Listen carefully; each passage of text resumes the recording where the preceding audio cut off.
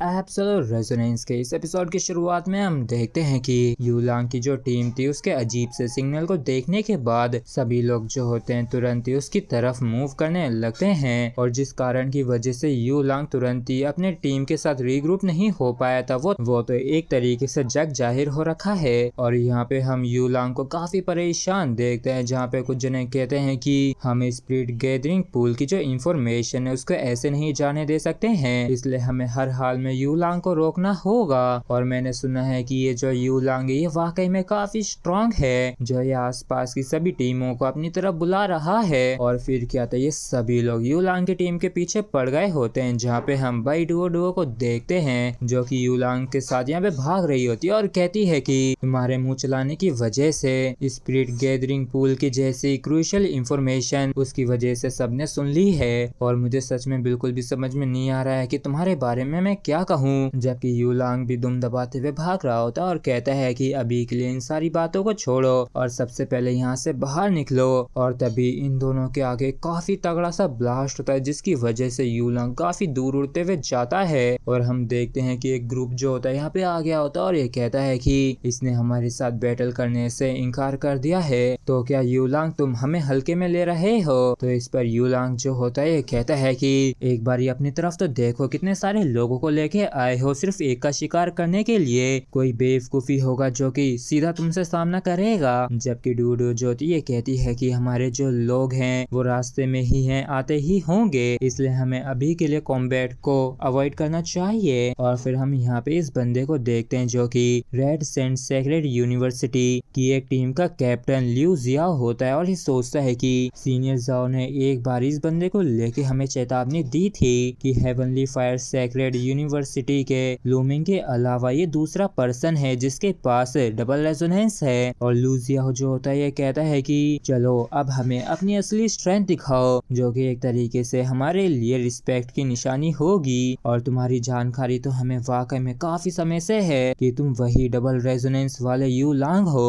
और जैसे यूलांग इस चीज को सुनता है तो चौंक जाता है, कहता है कि क्या मेरी असली स्ट्रेंथ डबल रेजोनेंस की है। जबकि डुओडो भी हैरान होते हुए कहते हैं कि यूलांग तुम्हारे पास भी डबल रेजोनेंस है। तो ये सभी बंदे जो होते हैं एक साथ ही इसके ऊपर चार्ज करते हुए कहते हैं कि तुम काफी स्ट्रॉन्ग है, इसलिए इसे छिपाना बंद करो। तो यूलांग जो होता है फड़फड़ाते हुए कहता है कि अरे दादा मैं सच में उतना भी स्ट्रॉन्ग नहीं हूँ। तो ये जो बंदा होता है काफी खतरनाक तरीके से यूलांग के ऊपर अटैक करते हुए कहता है कि यूलांग मैं तुम्हें जरा सा भी हल्के में नहीं लूंगा। जबकि इस यूलांग जो होता है ये भी काउंटर अटैक करते हुए परेशान होते हुए सोचता है कि आखिर किस कमीने ने मेरे नाम को इनके इंटेल रिपोर्ट में डाला, लेकिन जो भी उस कमीने की वजह से अब हमें यहाँ पे लड़ना ही पड़ेगा। और हम देखते हैं कि यूलांग का अटैक इतना कमजोर होता है कि ये यहाँ तक कि इस अटैक को भी ब्लॉक नहीं कर पाता है, जिसकी वजह से इसके थोबड़े पे काफी तगड़ा सा ब्लास्ट होता है और ये काफी बुरी तरीके से इंजर्ड होकर दूर गिर जाता है। तो डुओ जो होती है इसके पास आते हुए कहती है कि जल्दी से अपने आप को संभालो और आखिर ये सभी लोग सिर्फ तुम पे ही अटैक क्यों कर रहे हैं। जबकि यूलांग जो होता है बदहाल हालत में कहता है कि ये सभी लोग मेरे खिलाफ अपना पूरा जोर लगा रहे हैं, ये नाइंसाफी है। जबकि सिर्फ एक बंदा जो होता है भड़कते हुए कहता है कि हे क्या तुम्हारी ये जो रेड सैंड इंटेल थी वो गलत थी और हमारे साथ किसी भी तरह के मजाक करने की कोशिश मत करना।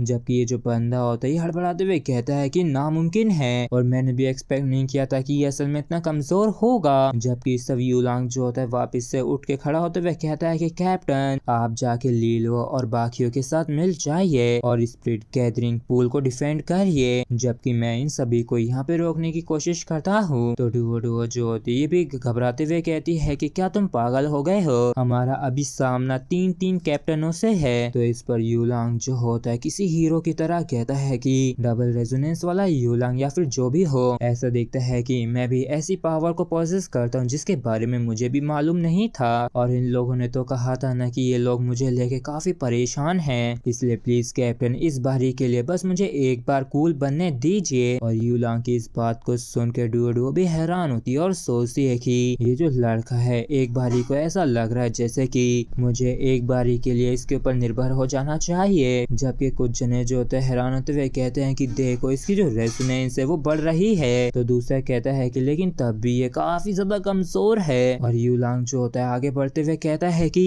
अगर मैं यहाँ से लौट के नहीं आ सका तो प्लीज जाके मैंग को बताना कि मैं अकेला ही 10 के खिलाफ लड़ा था। तो भाई डोडो जो होती है भी चौंकते हुए कहती है कि ऐसे समय पे इस चीज की परवाह कौन करता है। और यूलांग जो होता है काफी खतरनाक तरीके से केओटिक क्लॉक स्लैश अटैक कर देता है। तो यूलांग के ऑल आउट अटैक को देख के ये सभी लोग हंसते हुए कहते हैं कि क्या इसे अटैक कहते हो, मुझे तो इसे यहाँ तक कि ब्लॉक करने की भी जरूरत नहीं है। मगर तभी हम यहाँ पे देखते हैं कि एक बंदा आ गया होता है और ये काफी खतरनाक तरीके से अटैक कर देता है। और इस चीज को देख के ये सभी लोग हैरान होते हैं और कहते हैं कि आखिर अचानक से ये स्लैश इतना बड़ा कैसे हो गया। अरे नहीं, ये तो डबल रेजोनेंस की पावर है और मुझे तो नहीं लगता कि मैं समय रहते इसे ब्लॉक कर पाऊंगा। और तभी यहाँ पे काफी तगड़ा ब्लास्ट होता है इन सभी के बीच में और ये जो ब्लास्ट होता है इन सभी को उड़ा देता है। और ये जो स्पिरिट गार्ड है ये हेवनली स्पिरिट डियो को कंटेन करने के अलावा भी काफी कुछ कर सकता है। जैसे कि अगर कोई बेहोश हो जाता है या फिर सीरियसली इंजर्ड हो जाता है